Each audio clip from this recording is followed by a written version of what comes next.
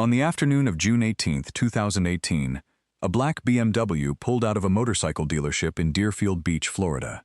Inside was Jahseh Dwayne Ricardo Onfroy, known to millions as XXXTentacion. He was 20 years old, a rapper, singer, and internet-era superstar whose music had reached people in bedrooms, classrooms, cars, and phones all over the world. To his fans, he was raw, emotional, wounded, and brutally honest. To others, he was controversial, troubled, and difficult to separate from the serious allegations and violence connected to his life. But on that June afternoon, none of the complexity surrounding Jahseh Onfroy changed one fact. A young man was about to be killed in broad daylight.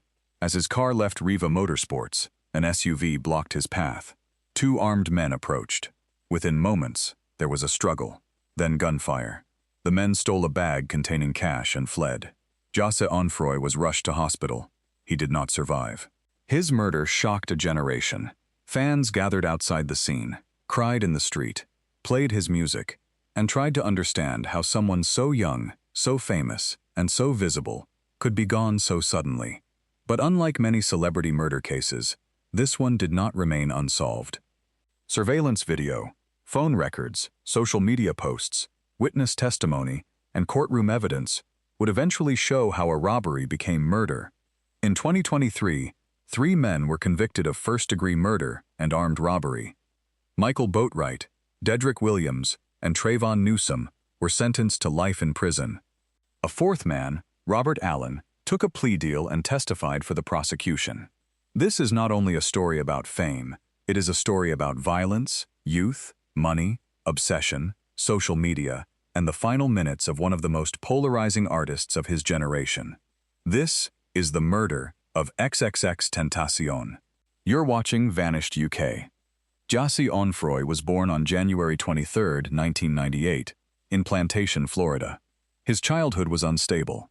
He was raised largely by his grandmother, and by many accounts, his early years were marked by conflict, displacement, and emotional turbulence. Long before the fame, Jahseh was a young person trying to survive a life that often seemed to move faster than he could control. Music became an outlet, not polished, not clean, not designed for radio at first. His early songs were distorted, angry, sad, and direct. They sounded like diary entries shouted through a broken speaker. For millions of young listeners, that was exactly the point. XXXTentacion became part of a new wave of artists who rose through SoundCloud, social media, and online fan communities. There was no traditional gatekeeper, no slow industry introduction. The internet found him, amplified him, and turned him into a star almost overnight. His breakout track, "Look at Me," became a viral force. It was aggressive, chaotic, and impossible to ignore. But Jahseh's music was never only rage. He also wrote songs about depression, loneliness, suicidal thoughts, heartbreak, and self-destruction. For young fans struggling with their own mental health, his music felt personal, not distant celebrity art, something closer to a confession. But Jahseh's public life was also surrounded by deeply serious controversy. He faced criminal charges and accusations of violence, including allegations involving domestic abuse. Those allegations are part of his public story, and they should not be erased. At the same time, this documentary is focused on the crime committed against him on June 18, 2018. A person can have a complicated legacy and still be the victim of murder. By 2018, XXXTentacion was one of the biggest young artists in the world. His album had reached #1 on the Billboard 200. His fan base was enormous. His face, hair, tattoos, and voice had become instantly recognizable. He was only 20, but he was already famous in a way few people ever experience. And fame brings attention. Some of it devoted, some of it hostile, some of it dangerous. On June 18, 2018, Jahseh went to RIVA Motorsports in Deerfield Beach, Florida. RIVA was a motorcycle and powersports dealership. He was reportedly looking at motorcycles. It should have been an ordinary errand.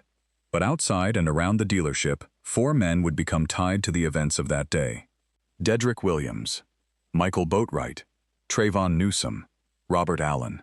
Prosecutors later argued that the group went to RIVA Motorsports and recognized XXXTentacion. The plan became robbery. Jahseh was known to carry cash. That afternoon, he reportedly had a Louis Vuitton bag containing around $50,000. Surveillance footage became central to the case. Cameras captured movements around the dealership. They showed the SUV. They showed men entering the store. They showed the moments before the ambush. And they helped investigators build a timeline that would later be shown in court. When Jahseh left RIVA Motorsports, he got into his BMW. As he attempted to leave, an SUV blocked his exit. It was not random traffic. It was a trap. Two armed men approached the driver's side of the BMW. A struggle followed. Prosecutors said the men demanded the bag. Then shots were fired. Jahseh Onfroy was hit. The attackers took the bag and fled. The whole attack unfolded quickly, in daylight, outside a public business. Emergency services responded. Fans and bystanders began to realize something terrible had happened. Jahseh was taken to Broward Health North. Later that day, authorities confirmed he had died. He was 20 years old. News of his death spread instantly. On social media, shock turned into grief, confusion, anger, and disbelief. Some fans posted videos of themselves crying. Others gathered near the scene. Murals appeared. Tributes came from artists, friends, and people who had never met him but felt his music had kept them alive during dark moments. For a generation raised online, the grief was immediate and public. But behind the grief, investigators were already moving. The murder had happened in an area with surveillance cameras. The suspects had been seen. The vehicle mattered. The timing mattered. And very quickly, police began identifying people connected to the attack. 2 days after the murder, Dedrick Williams was arrested. He was charged in connection with the killing. In the weeks that followed, the investigation widened. Michael Boatwright was arrested. Robert Allen was arrested. Trayvon Newsome was also taken into custody. All 4 men would eventually be tied to the robbery and killing. Prosecutors said this was not a mystery about motive in the emotional sense. It was robbery, a robbery that turned into a murder. The case against the defendants included surveillance footage, cell phone evidence, witness testimony, and social media material. Prosecutors argued that after the killing, some of the men were seen with large amounts of cash. Photos and videos of money became part of the case. In the world of social media, people often document their own lives without realizing they are also documenting evidence. Robert Allen eventually pleaded guilty to second-degree murder and robbery with a firearm. As part of a plea agreement, he testified against the other 3 defendants. His testimony gave prosecutors an inside account of what he said happened before, during, and after the killing. Defense attorneys challenged his credibility. They argued that he had a reason to shift blame and reduce his own punishment. That is what trials are designed to test.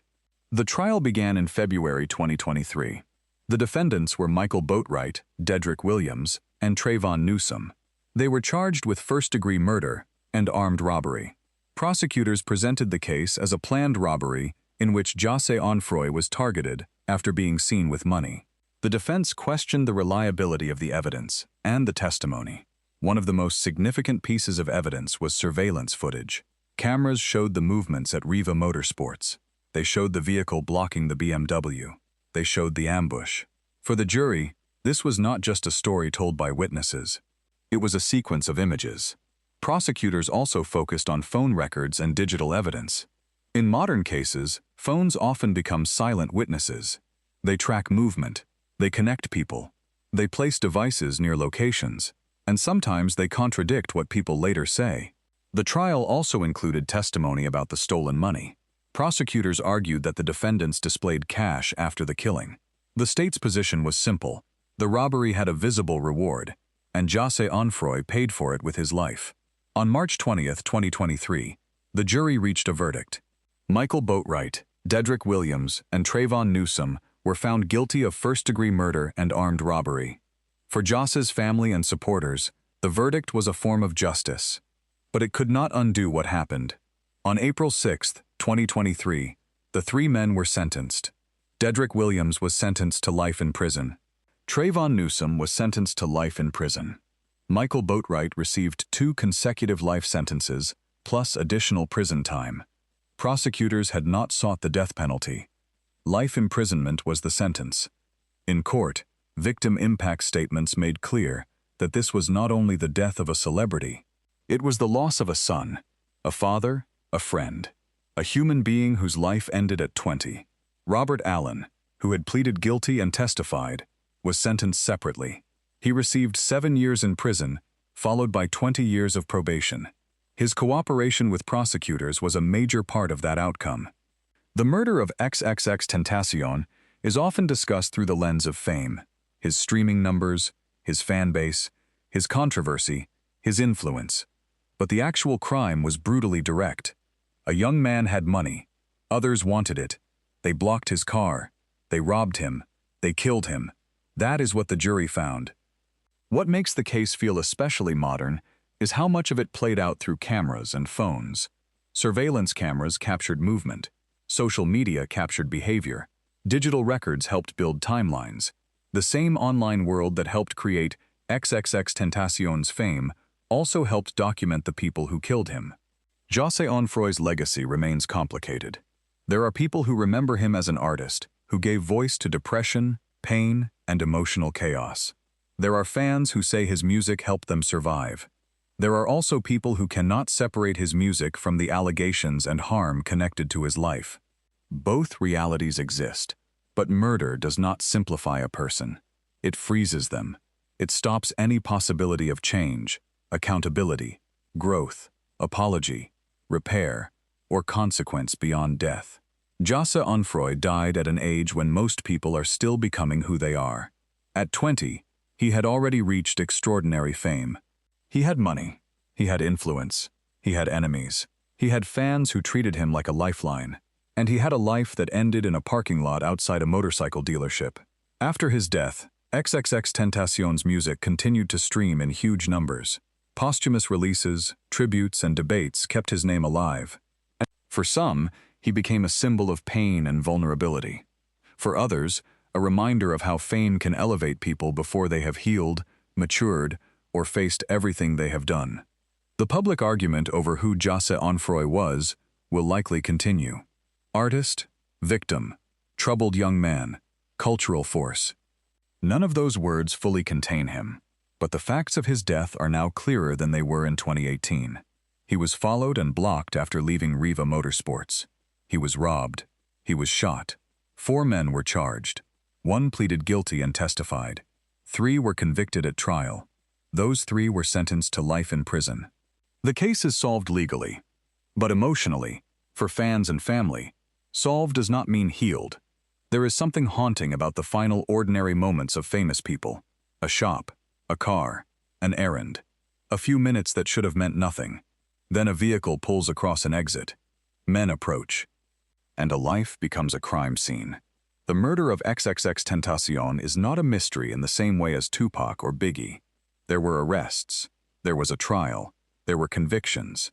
There were life sentences. But it remains a powerful documentary story because it shows something else. How quickly violence can end a life.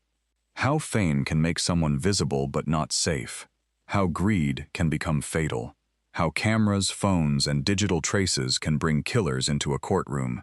In the end, Jahseh Onfroy's story is not only about the moment he died. It is about the world around that moment. The internet that built him.